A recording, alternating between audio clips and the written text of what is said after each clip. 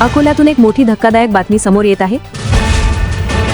अकोल्यात बिश्नोई गँगची खंडणीची धमकी।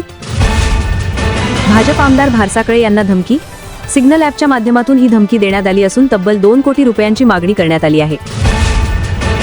अकोट मतदारसंघाचे भाजप आमदार प्रकाश भारसाकळे यांच्याकडून 2 कोटी रुपये वसूल करून द्यावेत, अन्यथा गंभीर परिणाम भोगावे लागतील अशी धमकी भाजपच्या शहराध्यक्षांना देण्यात आली आहे। ही धमकी बिश्नोई गँगशी संबंधित गुन्हेगार शुभम लोणकर याच्या नावाने देण्यात आल्याची माहिती आहे। अत्यंत गोपनीय पद्धतीने आलेल्या या धमकीनंतर अकोला पोलिसांनी तपास सुरू केला। दरम्यान स्थानिक गुन्हे शाखेचं पथक आणि मोठा पोलीस बंदोबस्त अकोट शहरात तैनात करण्यात आला आहे। शुभम लोणकर हा कुख्यात बिश्नोई गँगशी संबंधित असल्याचं सांगितलं जात असून त्याचे आंतरराष्ट्रीय गुन्हेगारी नेटवर्कशीही संबंध असल्याची माहिती पोलीस तपासात समोर आली आहे।